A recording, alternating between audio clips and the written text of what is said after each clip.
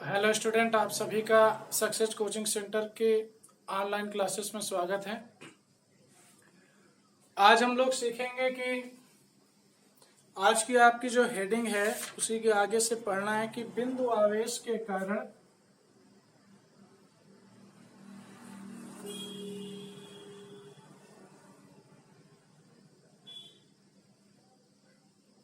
बिंदु आवेश के कारण किसी बिंदु पर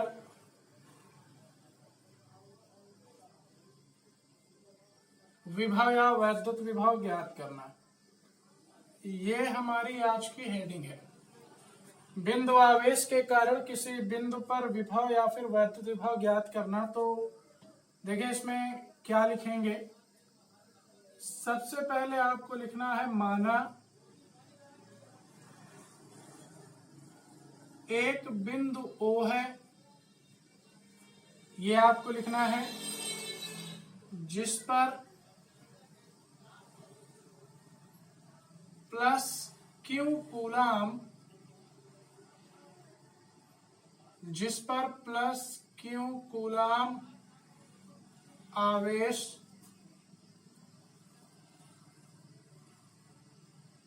स्थित है।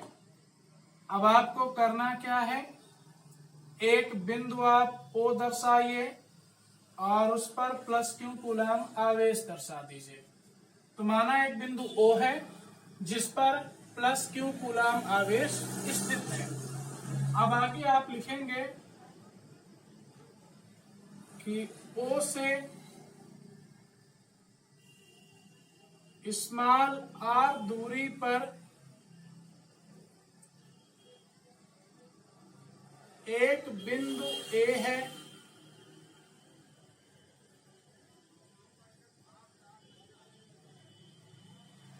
जिस पर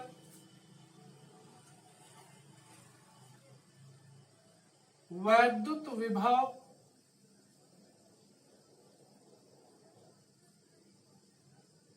ज्ञात करना है। तो सबसे पहले आपने इसमें यह लिखा कि माना एक बिंदु O है जिस पर प्लस Q कूलाम आवेश स्थित है, और उसके बाद हमने उसे दर्शा दिया। फिर उसके बाद कहा कि O से स्मॉल r दूरी पर एक बिंदु A है जिस पर वैद्युत विभव ज्ञात करना है। तो चले देखिए आपको अगले विकल्प में क्या करना है कि O से आप ऐसे करके स्मॉल r दूरी नापिए, और r दूरी नापने के बाद यहाँ पर लिखिए कि ये आपका बिंदु A है और इसे डार्क कर दीजिए, बिंदु A हो गया। तो हमने ये भी यहाँ पर लिख दिया कि भाई ये लीजिए आपका बिंदु A हो गया जिस पर विभव ज्ञात करना है। अब आगे क्या लिखेंगे,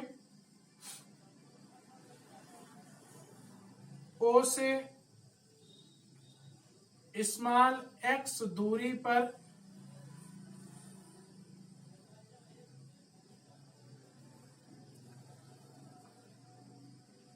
एक बिंदु B है,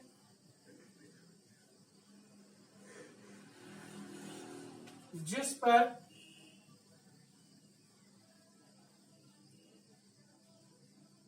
प्लस Q0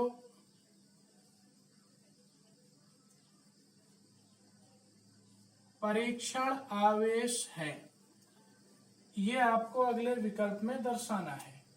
प्लस Q0 परीक्षण आवेश है, तो यहाँ पर लिख दिया कि जिस पर प्लस Q0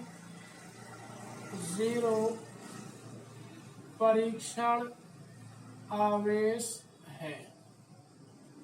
तो चले फिर यहां से देखते हैं। तो ऐसे किया, स्मॉल x दूरी नाप ली, यहाँ पर आपने एक और बिंदु चुन लिया और उस बिंदु का नाम यहाँ पर लिखा गया B, और यहाँ पर एक परीक्षण आवेश दर्शा दिया प्लस Q0। आगे देखिए, तो जो जो आपने स्टेटमेंट में कहा वो सारी बातें आपने दर्शा दी, और यही खास बात होती है कि आप लिखते जाइए और उस स्टेटमेंट को दर्शाते भी जाइए। तो जैसे कि मैंने लिखा, दोबारा जल्दी से समझ लीजिए कि माना एक बिंदु O है जिस पर प्लस क्यू कूलाम आवेश स्थित है। फिर आपने कहा कि बिंदु O से स्मॉल r दूरी पर एक बिंदु कैपिटल A है जिस पर आपको वैद्युत विभव ज्ञात करना है, फिर O से स्मॉल x दूरी पर, ये देखिए दोबारा देख लीजिए, O से स्मॉल x दूरी पर एक बिंदु B है जिस पर हमको प्लस क्यू परीक्षण आवेश, वो वहां पर लिखा है प्लस क्यू परीक्षण आवेश है या स्थित है।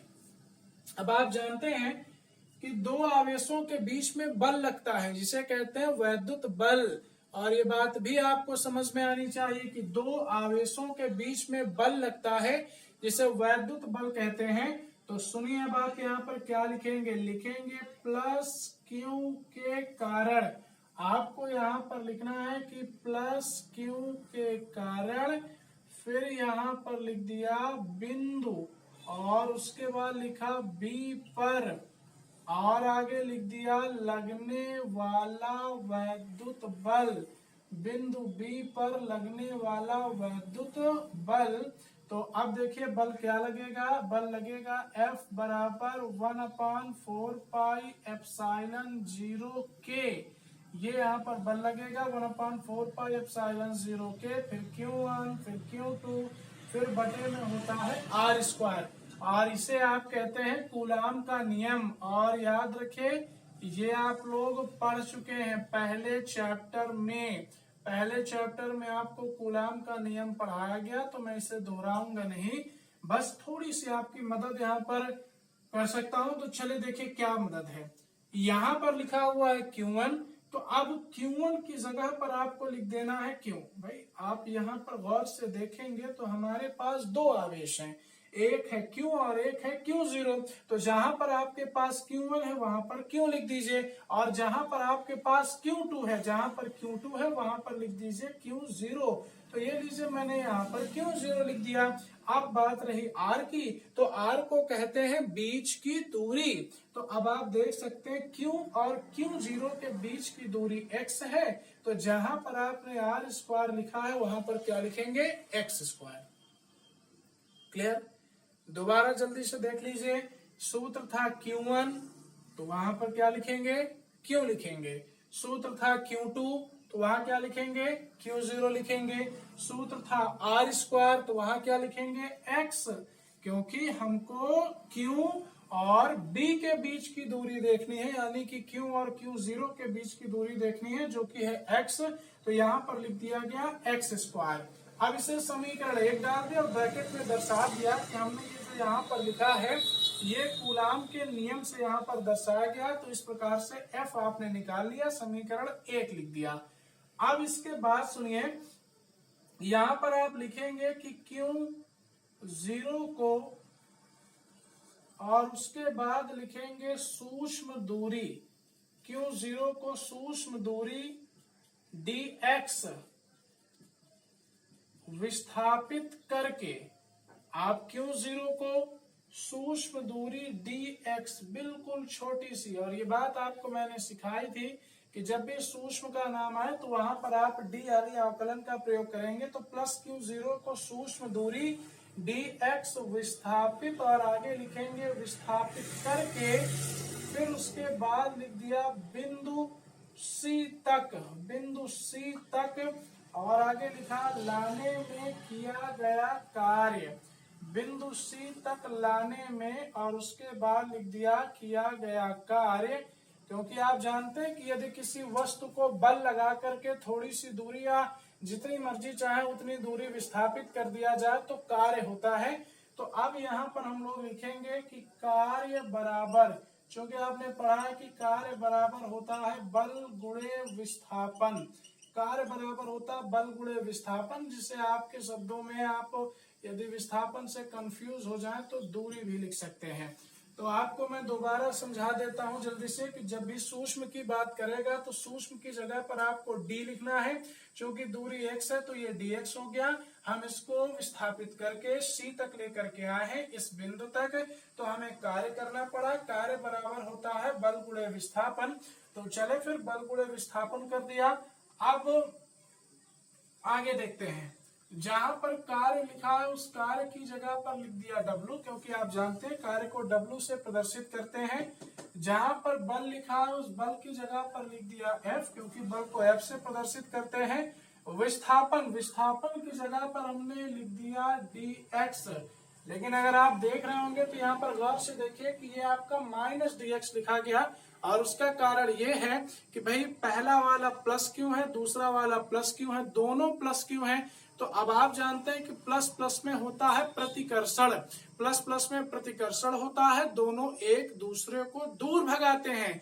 लेकिन यहाँ पर क्या हुआ कि ये वाला प्लस है, ये वाला प्लस किसके पास आना चाहता है, तो क्या ये इसको आने देगा? नहीं आने देगा। क्यों नहीं आने देगा? भाई ये भी प्लस है, ये भी प्लस है, तो प्लस वाला प्लस के पास नहीं जाएगा या जाने ही नहीं दिया जाएगा उसको।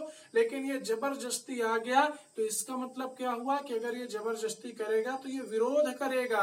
क्यों विरोध करेगा? क्योंकि प्लस प्लस को प्रतिकर्षित करता है, और दूसरी भाषा में कहें तो विरोध करता है। और जब वो विरोध करेगा तो जहां पर dx है वहां पर क्या लिखेंगे? -dx। कोई पूछे तो उसको समझाइए कि प्लस वाला प्लस को अपने पास नहीं आने देगा, क्योंकि ये इसका विरोध करता है। इसको काफी ताकत लगा करके यहाँ पर लाया गया, और इसीलिए बहुत कम दूरी तय कर पाया, तो इसने विरोध किया, प्रतिकर्षित किया, इस कारण से यहाँ पर माइनस लिख दिया। चलिए अब उसके बाद यहाँ पर लिख देते हैं कि उचित सीमा में समाकलन करने पर। तो ठीक है, उचित सीमा में हम लोग समाकलन भी कर देते हैं। तो ये लीजिए, उचित सीमा में समाकलन कर दिया। तो अब इस प्रकार से देखेंगे तो आपको W बराबर मिलेगा समाकलन का निशान। अब जहां पर ये F देख रहे हैं, भाई F की जगह पर F लिख ले, माइनस का dx लिख ले, इतना लिख दिया हमने। उचित सीमा में समाकलन, तो W बराबर हो गया F और गुणे में माइनस का dx कर दिया। अब इसके बाद इसके लिमिट लिखिए, तो लिमिट में लिखने वाला हूं इनफाइनाइट से लेकर के R तक। इनफाइनाइट से लेकर R तक क्या कारण है? भाई मान के चलिए हम उसको बहुत दूर से लेकर के आते हैं, बहुत दूर का मतलब हो गया अनंत, और अनंत से लेकर के आए। अब आप देखिए कि आपने अभी किसी जगह पर लिखा था कि हमें वैद्युत विभव ज्ञात करना है, किस बिंदु पर? A पर। तो A की थोड़ा दूरी नापिए प्लस वाले से, कितनी दूरी है? R है। तो कहां से लेके आए? अनंत से। कितनी दूरी तक लेके आए? R दूरी तक। तो लिमिट क्या हो जाएगी? इनफाइनाइट से लेकर के R तक। यानी कि आप जो है अपने वैद्युत विभव वाले लिमिट में जब आप लिखेंगे तो लिमिट इसकी जाएगी इनफाइनाइट से लेकर के R तक। आप इनफाइनाइट से लेकर के आए हैं, कहां तक लाए हैं? 5 metre, 10 metre, 15 metre, x metre, r metre. तो आप देख लीजिए बिंदु A है और बिंदु R मीटर पर है, तो इनफाइनाइट से R लिख दीजिए। चलिए अब F का मान रख देते हैं, तो यहाँ पर लिखना आवश्यक नहीं है, लेकिन फिर भी लिख दीजिए कि समीकरण 1 से मान रखने पर, तो जब आप मान रखोगे तो आपको W बराबर मिलेगा इनफाइनाइट से लेकर R तक। F का मान है 1/4 पाई एप्सिलॉन 0 के। पहला Q है, दूसरा Q0 है, नीचे x स्क्वायर है, यहाँ पर माइनस का dx है, पहले से लिखा हुआ है माइनस का dx।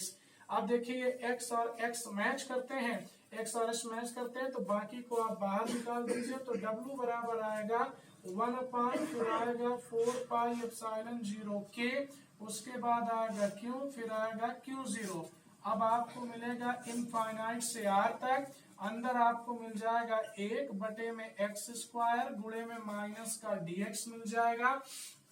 अब आपको एक छोटा सा फार्मूला जान लेना है, और वो सूत्र है कि 1/x स्क्वायर का जो समाकलन है वो होता है -1/x। तो आपको W बराबर मिल जाएगा 1/4 पाई एप्सिलॉन 0 के, उसके बाद मिलेगा Q, फिर मिल जाएगा Q0, और दोबारा सुन लीजिए 1/x स्क्वायर का होता है -1/x, तो ये वाला माइनस, ये वाला माइनस हो जाएगा प्लस, तो ये केवल 1/x, इसकी लिमिट जाएगी इनफाइनाइट से R तक। जिसे किसी भी प्रकार का कोई कंफ्यूजन हो दोबारा देख ले। 1/x स्क्वायर का समाकलन होता है -1/x, तो ये वाला भी माइनस है, ये वाला भी माइनस है, तो दोनों माइनस माइनस मिलके प्लस हो गए।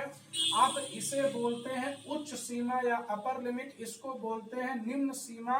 या फिर लोअर लिमिट कहते हैं।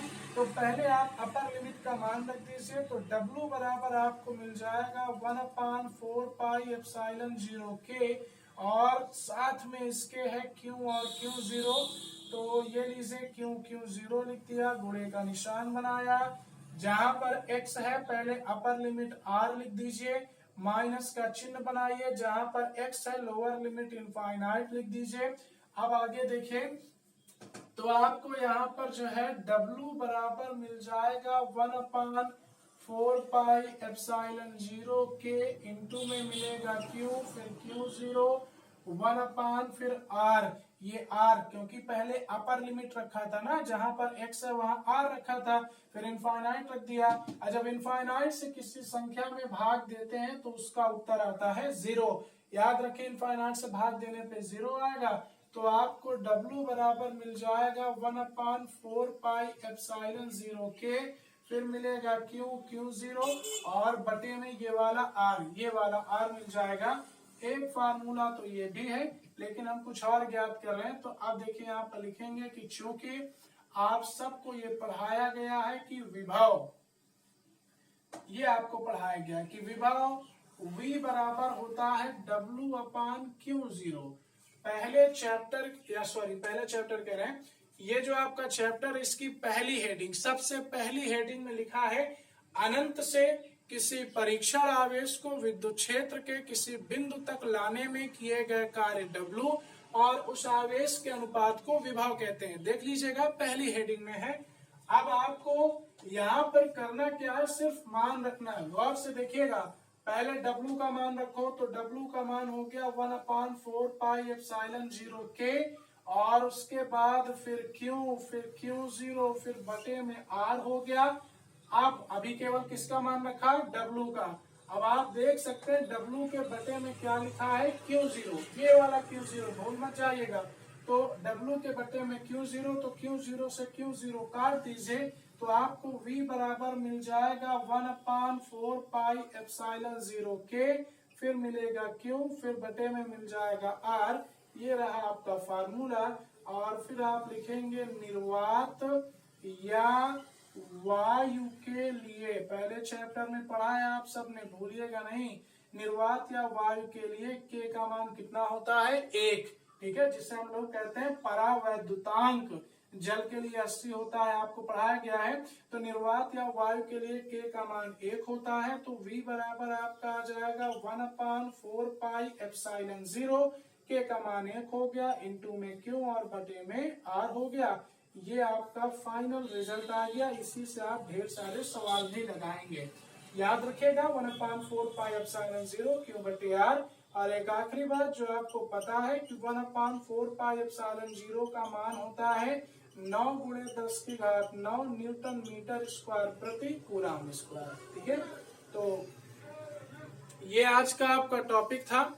अगर आपको कहीं समस्या होगी तो आप मैसेज कर दीजिएगा या फिर कॉल करके पूछ लीजिएगा। और वीडियो को कम से कम 2 बार देखिएगा। देखिए, थोड़ा जल्दी पढ़ा दिया है और आपको भी कारण नहीं समझा सकता जल्दी पढ़ाने का। फिलहाल आप वीडियो को 2 बार देखेंगे तो आपको बेहतर समझ में आ जाएगा। नहीं तो आप कॉल करके या मैसेज करके पूछ लीजिएगा।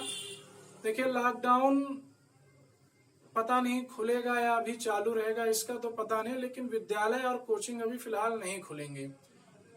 तो यदि आप सब सहयोग करेंगे तो ऑनलाइन क्लास भी बहुत बेहतर चलेगी। आप सब बेहतर तरीके से पढ़ेंगे, और इसलिए आप सबके सहयोग की मैं अपेक्षा करता हूं। और आप सबको कोई दिक्कत हो तो आप कॉल या मैसेज करके पूछ लीजिएगा। धन्यवाद।